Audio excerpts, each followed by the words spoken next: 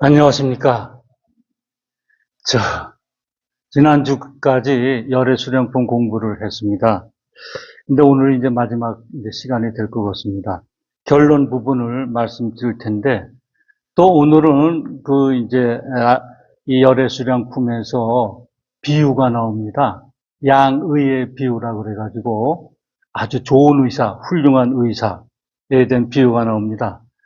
우리 법화경에는 7가지 비유가 있는데 오늘 이제 그 한 가지 비유를 말씀드립니다. 이제 시간이 조금 흘러서 다시 한번 여러분들이 기억을 되살리기 위해서 지난번까지 공부했던 걸 살펴보면은 우선 이제 15장 종지융출품에서 부처님께서 이렇게 말씀하셨어요. 15장과 16장은 아주 밀접히 연결되어 있어요.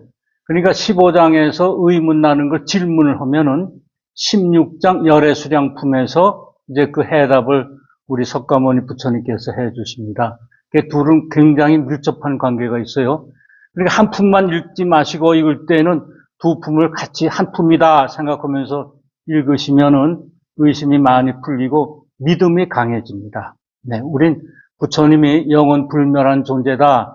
불생불멸한 존재고 무시무종, 시작도 없고 끝도 없는 존재다. 그걸 믿는 것이 우리 불교고 부처님의 가르침이고 우리 또한 그렇다. 이렇게 공부하고 있습니다.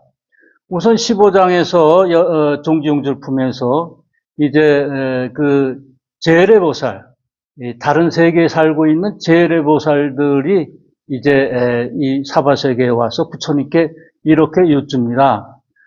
부처님께서 멸도하신 후에 이 우리들이 사바세계에 와서 이제 많은 보살들을 교화하기 위해서 우리들이 법화경을 호지독송 사설 석양 사설 해설해가지고 우리들이 법화경을 많이 펼치겠다. 그랬더니 부처님께서 그럴 필요가 없다. 이 사바세계에서는 자유육만 항아사 보살들이 있어서 그들이 다 알아서 법화경을 호지독송하고 광설 착용한다. 이런 말씀을 하셨어요. 그랬더니 이제 미륵보살을 비롯한 많은 보살들이 아니 부처님께서 듣기로는 그 가야성에서 멀지 않은 이제 궁전에서 이제 태어나셔서 왕자시죠. 그래서 이제 생로병사를 해결하시려고 가야성에서 멀지 않은 곳에서 이제 도량에 앉아서 안욕다라 삼맥 삼보리를 얻은 지가 약 40년 전인데 어떻게 많은 보살들을 교화해서 그 보살들이 이 법화경을 광설 착용한다. 이런 이해가 가지 않습니다. 그리고 이제 미륵보살이 이렇게 우두머리가 돼서 이제 여쭈니까 부처님께서 이제 대답을 해 주시는 거죠. 내가 만약 이 법화경을 호지독성 이렇게 하는 것은 그냥 이 사바세계에 있는 보살들이 자연히 하게 된다. 그러니까 너희들이 애쓸 필요가 없다. 이런 말씀까지 해주세요. 그러니까 자유육만 항아사, 우리가 자유흑만 항아사는 우리가 스스로 갖고 있는 안이비설심의를 육도윤회 이렇게 해석을 할 수가 있습니다. 그것을 말씀드리는 겁니다. 그러면 그 40년밖에 안 된 분이 어떻게 수많은 보살들을 교화시켜서 성불시켰냐 이렇게 여쭤보는 거죠. 그래서 이제 16장 열애수량품에서 이제 말씀을 드리는데 미륵보살이 이렇게 얘기해요. 그것은 이해할 수가 없습니다. 왜냐하면 마치 25살 먹은 젊은이가 100살 먹은 노인한테 저 사람은 내 아들이다 이렇게 얘기하는 것이고 또 100살 먹은 노인이 25살 먹은 젊은이한테 내 아버지다 이렇게 얘기하는 것과 같습니다. 너무 믿기 어렵습니다. 그래서 이제 16장 열애수량품에서 그 말씀을 하시는데 단 이제 조건이 뭐냐면 첫째 이런 말씀을 하세요. 너희들은 내 말을 열애의 진실하고 참된 말을 마땅히 믿고 이해해라 를 3번 말씀하세요. 그러니까 3번 말씀하시는 거는 우리가 이제 3개 장엄을 한다. 이런 이제 표현을 할 수가 있습니다. 우선 장엄을 하고 말씀하세요. 그러니까 이것은 진실되고 참된 말을 믿고 이해해라. 그러니까 우리도 이제 부처님 말씀하시는 거를 믿고 이해해라. 이런 것을 가슴속에 넣어두시면서 이제 16장을 들여다보셔야 됩니다. 그랬더니 이제 저희들도 이제 부처님 말씀을 이제 잘 믿고 이해하고 따르겠습니다. 이렇게 얘기해요. 그래서 이제 석가모니 이제 부처님 말씀하세요. 많은 사람들이 내가 가야성에서 멀지 않은 곳에서 이제 도량에 앉아서 득도 오고 안욕따라 삼맥삼보리를 얻었다고 하지만 나는 성불한 지가 한량없고 그지없는 아승지겁입니다. 마치 어떤 사람이 500, 1000만억 나이터 아승지 세계, 3000대천 세계를 곱게 빻아서 가루를 만들어 가지고 동쪽으로 가면서 한 점을 내리치고 또 한 점을 내리치고 그래서 그 사람이 그 먹이 닿도록 갔다면은 너는 그것을 이해할 수가 있겠느냐? 계산할 수가 있겠느냐? 그랬더니 사람들이 못하겠나이다. 물론 이제 계산할 수가 없죠. 이 말씀은 뭐냐면 나는 본래부터 부처님이다. 본래 불이다. 이런 걸 강조해서 말씀하시는 거예요. 그러니까 미륵보살은 이제 못하겠다 그랬죠. 왜냐하면 이제 부처님은 불생불멸이고 그 다음에 무신무종의 존재이기 때문에 그 말씀을 이제 이렇게 비유를 들어서 말씀하고 계십니다. 그렇지만은 나는 이렇게 오래 있으면 오래 이렇게 영원히 있다고 생각을 하면은 너희들이 발심을 좀 게을르게 하고 그래서 불법을 닦을 그런 마음을 게을르게 된다. 그래서 나는 방편으로 이제 나는 멸도했다. 이렇게 여러분들한테 얘기도 한다. 그렇지만 이것은 방편이다. 그런 겁니다.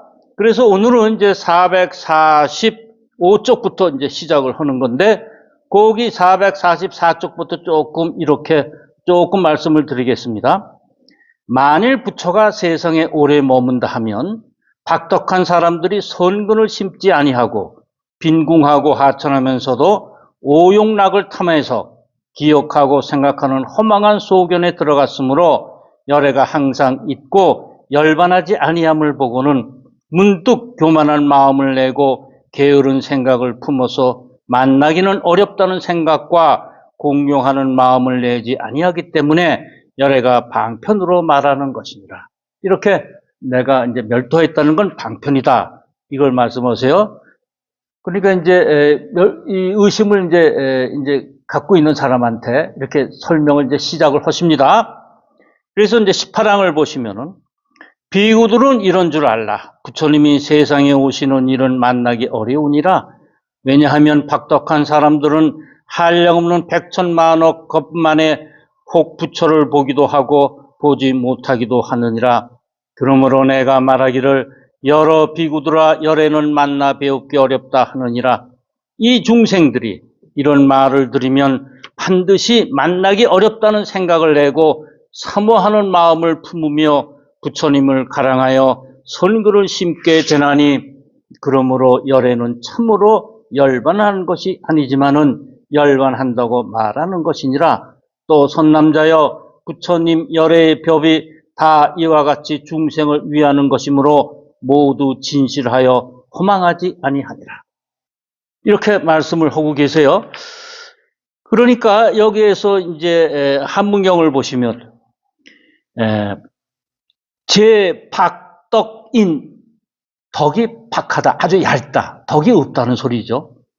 덕이 없다는 것은 무슨 말씀이냐. 박덕한 사람들은 지혜가 없어요. 지혜가 없으니까 부처님 말씀하시는 것을 이해할 수가 없어요. 근기가 낮다는 것이죠. 그래서 그 박덕한 사람들은 혹 부처를 보기도 하고 만나기도 하고 어렵게 만나기도 한다. 이런 말씀하셨어요. 이것은 뭐냐면 박덕한 사람들은 부처 만나기가 어렵다. 거의 불가능하다. 이런 겁니다. 그러니까 우리가 불교는 이제 지혜를 자기가 갖고 있는, 내가 갖고 있는지 모르지만 내 안에 스스로 갖고 있는 지혜를 발현시켜서 이제 이 땅에서 저 땅으로 이제 차 안에서 피 안으로 넘어가는 것입니다. 그러니까 이제 지혜를 늦추려고 84,000번문이 있는 것이죠. 그래서 비구들아 이렇게 말씀을 하세요. 그건 그 박덕한 사람들을 위해서 내가 이제 법화경을 이제 설하고 84,000번문을 설했다. 그래서 열반하는 것이 아니지만 나는 열반한다. 이렇게 말씀하세요. 그리고 이제 비유, 양의의 비유가 있습니다. 여기 이제 양의의 비유, 좋은 의사, 훌륭한 의사의 비유라고 이제 썼습니다. 그 양의 비유가 이런 겁니다. 마치 훌륭한 의사가 있는데 지혜 있고 총명하여 약방문과 약을 분명하게 알아 모든 병을 잘 치료하였으며 그 의사에게 아들이 많아서 10, 20, 100에 이르더니 볼 일이 있어서 다른 나라에 간 동안에 그 아들들이 그의 독한 약을 먹고 도끼가 발작하여 정신이 없고 혼란하여 땅에 뒹굴고 있었느니라. 이때 아버지가 집에 들어와 보니 아들들이 독약을 먹고는 혹 본 마음을 잃어버리기도 하였고 혹 아주 잃어버리지 않는 이도 있다가 멀리서 아버지를 보고 모두 반가워서 자라고 꿇어앉아 문안하고 말하였다. 안녕히 다녀오셨습니까? 저희들이 미련해서 잘못 독약을 먹었사오니 바라옵건대 구원하시어 목숨을 살려주소서. 아버지는 아들들이 이렇게 고통함을 보고 약방문에 의지하여 빛과 향기와 좋은 맛을 구비한 약재를 구해서 찢고 치고 화합해서 아들들에게 주고 먹으라 하면서 말하였다. 이 훌륭한 약은 빛깔과 향기와 아름다운 맛을 모두 갖춘 것이니 너희들이 먹으면 속히 약의 도끼가 풀리고 다시 걱정이 없으리라. 그 아들 중에 본심을 잃지 않는 이는 이 약의 빛과 향기가 훌륭함을 보고 곧 먹어서 병이 나았지만은 본심을 잃어버린 이는 비록 아버지가 온 것을 보고 기뻐서 문안하고 도끼를 풀어달라 하면서도 그 주는 약을 먹으려 하지 않았다. 왜냐하면 도끼가 깊이 들어가 본심을 잃었으므로 그 좋은 빛과 향기가 갖춘 약을 좋지 못하다 하는 연고이니라. 그래서 이제 아버지가 그 아들들이 이제 아버지가 좋은 의사니까 뭐 이제 약을 항상 상비하고 계신가 보죠.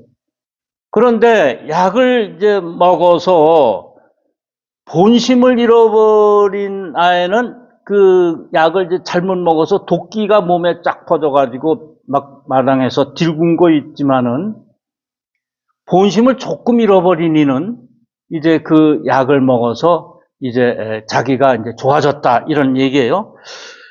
그런데 여기 이제 한문경을 보시면은 이런 게 있어요. 447쪽 위를 보시면은 그 안녕히 다녀오셨습니까? 저희들이 미련해서 잘못 독약을 먹었사오니 바라옵건대 구원해서 목숨을 살려주십시오. 그래가지고 아버지는 아들들이 이렇게 고통함을 보고 약방문에 의지해서 빛과 향기와 좋은 맛을 구비한 약재를 구해서 찢고 빻아서 아들들에게 먹였다. 그것입니다. 여기에 이제 한문경 보면은 색향미미라고 되어 있어요. 하나, 둘, 셋, 넷, 다섯, 여섯 번째 이제 한문경을 보시면은 그러면 색향미미, 이 색향미미는 도대체 무슨 뜻인가? 정말 그 좋은 의사가 이렇게 산에 가서 약을 갖다가 약초를 구해가지고서 여러 약을 이제 빛과 향과 맛이 좋은 것으로 빻아서 만들어 놓은 것은 이제 비유이고 우리가 알아들어야 될 것. 이 비유에서 우리가 방편에서 비유해서 알아들어야 될 것을 잘 생각해야 됩니다. 그런데 왜 그런 독약을 먹었냐 하면은 여기에 오복, 독약 이랬어요. 오복. 잘못 복용했다. 독약을 잘못 복용했다. 그랬습니다. 그래서 정신을 잃었습니다. 오복, 독약. 독약이 뭔가? 우리가 세간용락, 즉 탐진치 삼독을 얘기합니다. 삼독을 얘기하기도 하고 또 좀 넓혀서 탐진치 번뇌망상 이것을 얘기하기도 합니다. 이것이 오복, 독약. 독약을 잘못 복용해서 정신을 잃었다는 거예요.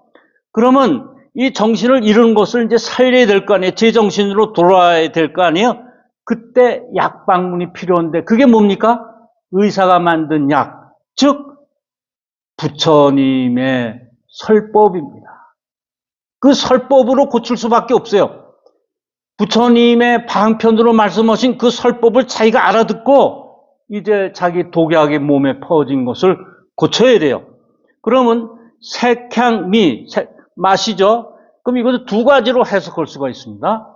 첫째가 어떤 거냐면은 우리가 오온에 이제 우리 이 반야신경을 보면은 이 반야신경이 이제 84,000 법문에 아주 이제 그 요점만 딱 정리하고 간단하게 한 것인데 그 요점만 정리한 반야신경에도 제일 첫째 부분이 더 요점을 아주 영 간결하고 또 그냥 그 단단하게 요체를 정리한 거예요. 거기에 관자재보살 행심 반야 바라밀다시 조견 오온 개공 도일체고액이에요. 그러니까 관자재보살이라는 것은 자재라는 것은 뭐냐면 스스로 있을 때 자재라는 것은 그 내가 마음 먹고 내가 희망하는 대로 모두 이루어진다. 그런 뜻이 아니라 예를 들어서 나를 누가 칭찬해도 누굴 비방하고 나를 욕하고 나를 가슴 아프게 해도 내가 거기에 개의치 않은 것. 좋은 것을 보고 나쁜 것을 봐도 거기에 마음이 끌리지 않은 것. 그래서 내가 자유로운 것. 내 마음이나 생각에 끌려가지 않는 것. 있는 그대로 보는 게 관자재거든요. 근데 그 관자재 보살이 이제 반야바라밀다시를 행할 때 조견 8개 비춰봤어요. 조온 개공, 도일체고액, 조견 오온 개공. 오온이 공하다는 것을 이제 깨달았어요. 수행을 해서 깨달은 거죠. 그럼 오온이 뭐냐? 오온은 색수상 행식이에요. 색수상 행식. 이게 오온이에요. 또는 오치온이라고 그러기도 해요. 오치온은 5가지를 취해서 이제 쌓아놨다는 거죠. 그럼 쌓아놨다는 건 뭐냐? 쌓을 온이거든요. 이 쌓아놨다는 것은 뭐냐?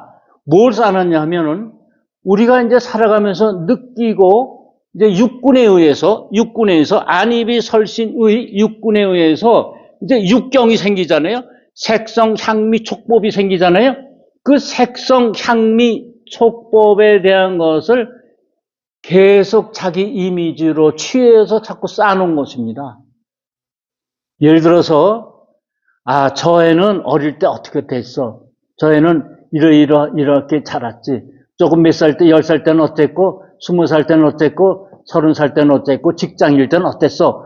이렇게 자꾸 쌓아놓는 거예요. 또 저 나무는 어떻게 되고, 그 사물에 대해서, 또는 소리에 대해서, 향기에 대해서, 맛에 대해서, 촉감에 대해서, 법에 대해서, 식에 대해서 자꾸 쌓아놓는 거예요. 그게 온이에요. 뭘 쌓아놓냐면, 그게 이제 오온은 5가지가 있는데, 색은 물질을 얘기해요.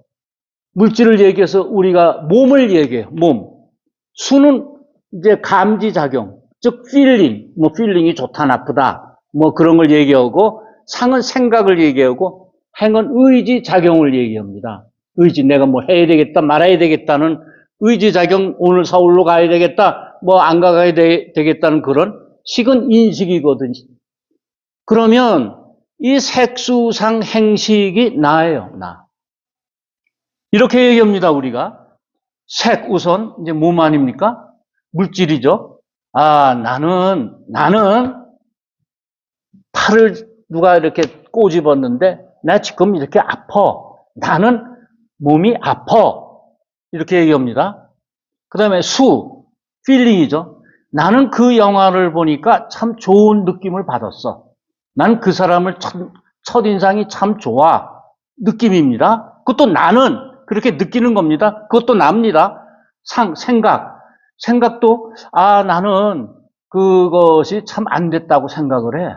그것은 말이야 이렇게 했으면 좋겠어. 네 생각이 틀렸어. 이렇게 해야 맞지 않아? 이것도 납니다.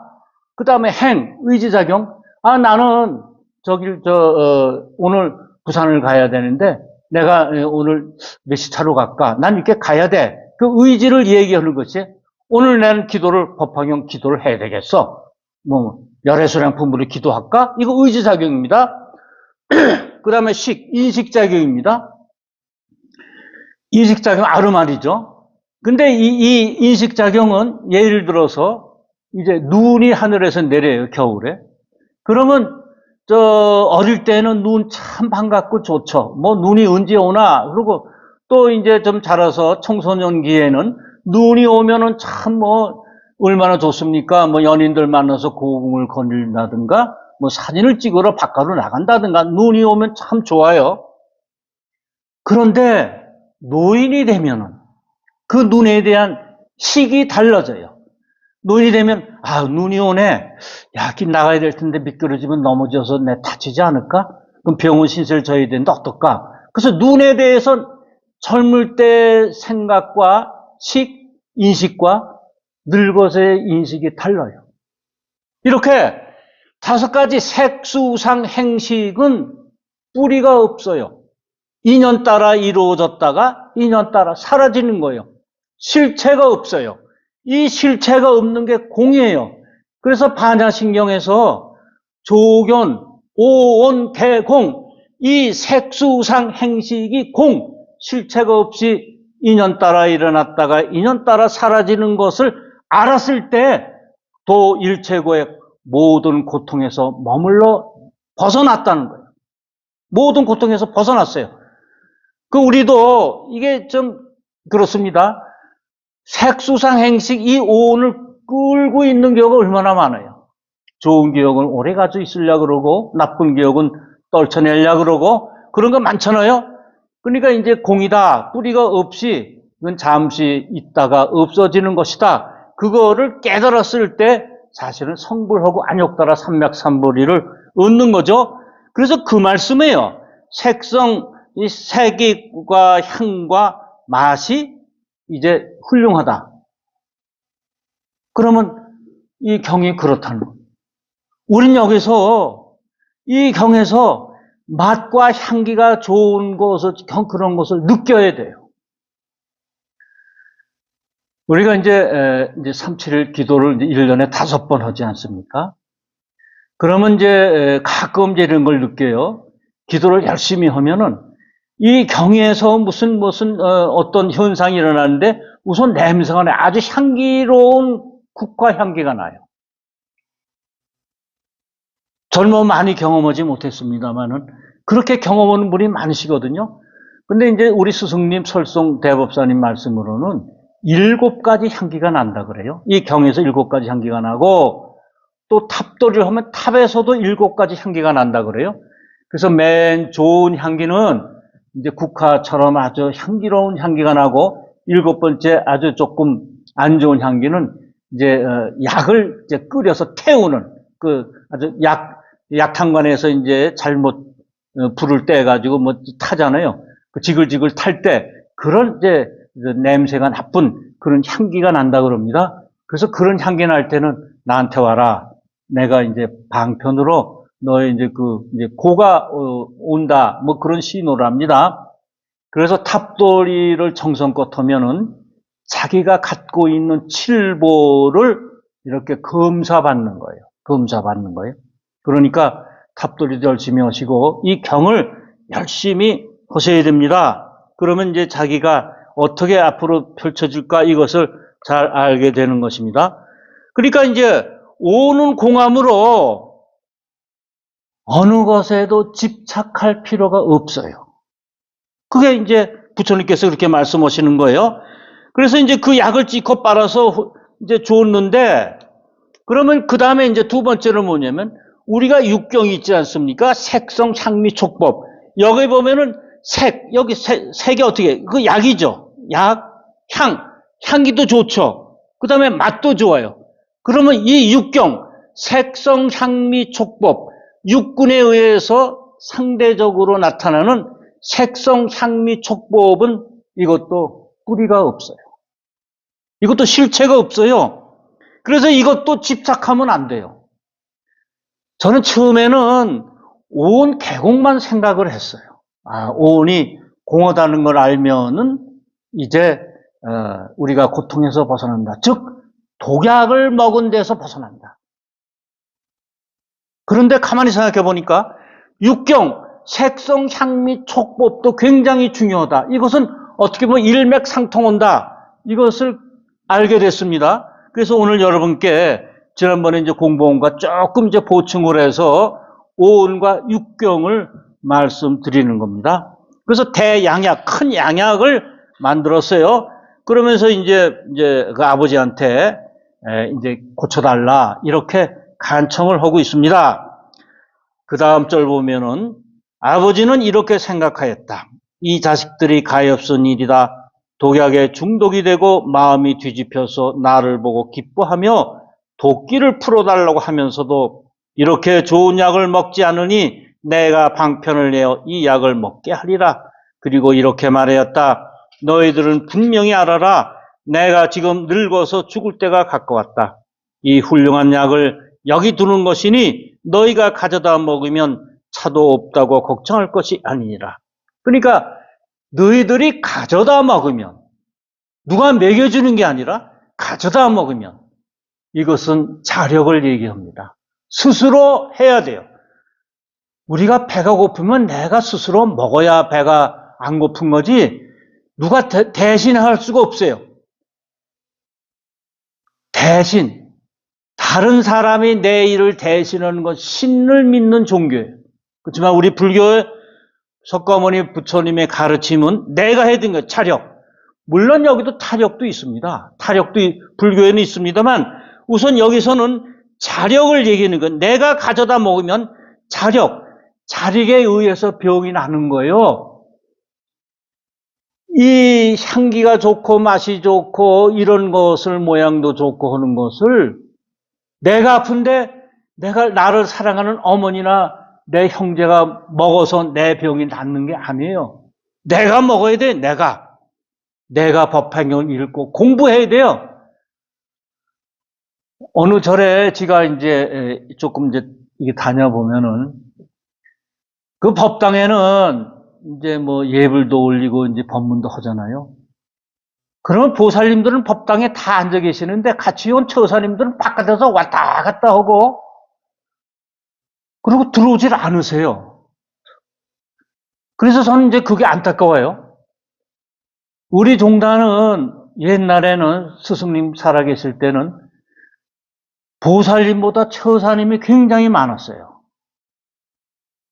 왜 그러냐면 그 처사님들도 굉장히 뭐 의사라든가 박사라든가 교수 이런 분들이 배우신 분들이 굉장히 많았어요. 왜냐하면 스승님 법문이 굉장히 오묘하고 좋았거든요. 그 법문 때문에 이제 많이들 모였죠. 근데 다른 종단 이렇게 가보면은 안 들어와요. 이 사람들이 참 어리석은 거예요. 부인이 이 한국 불교의 단점이 뭐냐면 보살님들이 하는 거고 처사님들은 거기에 편승해서 어떻게 뭐 이렇게 좀 이렇게 자기도 어떻게 좀 될까? 안 해요. 자기가 처사님도 법당에 들어와서 예불들 올리고 부처님을 공경 찬탄하고 그리고 법문도 들어서 이해를 해야 돼요. 여기가 바로 그겁니다. 너희가 가져다 먹으면 너희가 스스로 해야 된다. 자력을 얘기하는 것입니다. 그리고 아버지는 이제 죽었다. 이렇게 소문을 퍼뜨렸습니다. 이때 아들들이 아버지가 죽었다는 말을 듣고 크게 걱정하면서 이렇게 생각하였다.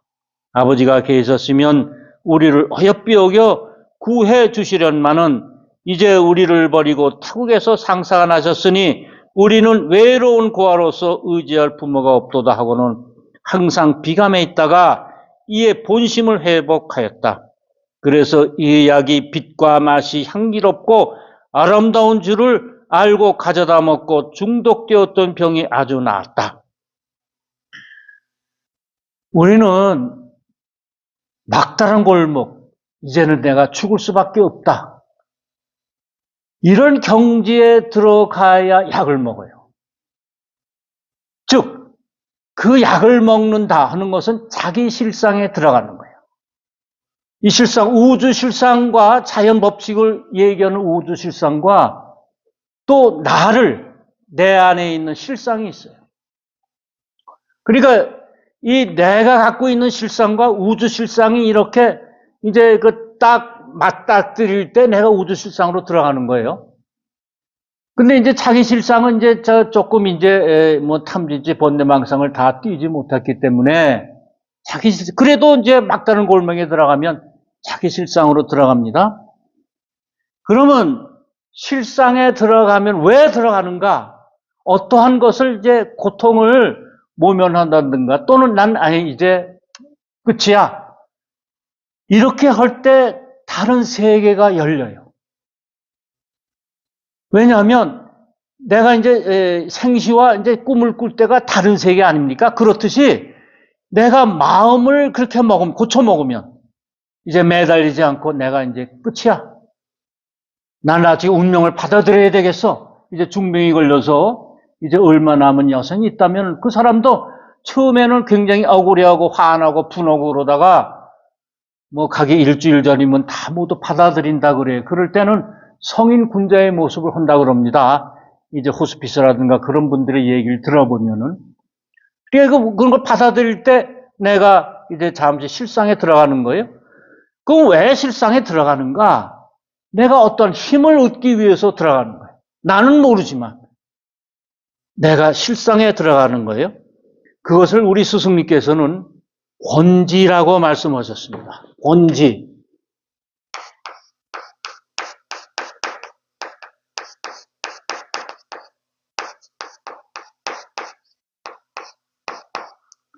그 지혜 지자예요. 고난권자의 지혜지. 권지가 있어야 권지는 힘을 얘기해. 어떤 힘이냐면 예를 들어서 이제 대통령이나 장관이나 뭐 국장이나 이렇게 하는 사람들은 그 지위에 의해서 힘이 있어요. 그래서 이제 그 지위가 없는 사람은 누가 아무리 너 이리 와 저리 가 내일 어떻게 이쪽으로 와 해도 듣지 않지만 지위가 있는 사람의 말은 들어요. 가정에서도 아버지가 권지가 강하면 애들이 말을 잘 들어요. 그럴 권지가 생기기 위해서는 어떻게 해요? 자기가 굉장히 노력을 해야 돼요. 그래서 권지가 있어야 이제 자기 말이 이제 이루어지고 그러는데, 예를 들어 아버지가 밤낮 술 잡수시고 늦게 들어오고 또 외박하고 그러는데 아들들 보고 야, 넌 일찍 들어와 술 먹지 말고 그러면 안 들어요. 왜? 아버지가 노력하지 않았기 때문에 권지가 없어요. 그런데 만약 법사나 스님이 굉장히 신도들을 위해서 노력하고 기도를 밤낮 하고 그 다음에 신도들 가정 어떤가 이렇게 살펴보고 하면 신도들이 자연히 알아요. 그래서 그런 스님은 존경을 받고 또 뭐 보시를 1,000원 할 걸 10,000원 하고 10,000원 할 사람 10만 원 하고 보시가 자연히 늘어요. 그런데 그렇지 않은 종교 지도자들은 보시나 이 헌금을 많이 드러내기 위해서 자기가 이제 겁을 줘요. 그거는 큰 업보가 되는 것입니다. 그러니까 이제 엇박을 해서 이제 뭐 이게 보시를 누리려고, 이건 참으로 어리석은 생각이에요. 그러면 권지가 이제 이게 힘이 생겨요. 그러면 실상과 연결이 돼요. 그게 자기 실상과 연결을 하는 것입니다. 이게 권지예요. 그러니까 여기서 이제 그러는 겁니다. 이 약에 이제 좋은 걸 알았잖아요. 그것을 먹을 생각은 어떻게 했을까요? 이제 자기가 괴로워서 막다른 골목에 들어갔으니까 아버지 말씀이 생각나는 거예요. 우리도 행복하고 돈이 많이 생기고 즐거울 땐 법화경이나 불경 읽을 생각 별로 안 나요. 그런데 내가 아프거나 또는 내일 모레 부도가 났을 때 그럴 경우에 우리는 이제 후닥닥하고 법화경을 읽고 그럽니다. 그런 게 우리들 마음이에요. 그래서 그 아들들이 이제 좋은 의사 아들들이 그렇듯이 우리도 그 아들 아닙니까? 우리도 그 아들하고 마찬가지입니다. 그래서 그 아버지는 아들들이 병이 쾌찬 말을 듣고 문득 돌아와서 쾌차해서 병이 났잖아요. 그러니까 타국에서 이제 돌아오셨어요. 아들들로 하여금 보게 하였느니라. 선남자들아 어떻게 생각하느냐. 어떤 사람이나 이 의사의 거짓한 말한 죄를 능히 말할 이가 있겠느냐. 그러니까 이게 거짓말이다 하고 비난할 수 있겠느냐. 그런 말씀입니다. 그렇지 않나이다. 세존이시여 부처님이 말씀하였다. 나도 그와 같아서 성불한 지가 한량없고 그지없이 백천만억 나유타 아승지 겁이지만 중생을 위하여서 방편으로 마땅히 열반하리라 말하거니와 아무라도 나의 허망한 허물을 분명하게 말할 리가 없느니라. 이렇게 해서 이제 이때 세존께서 이 뜻을 거듭 펴시려고 개성을 말씀하십니다.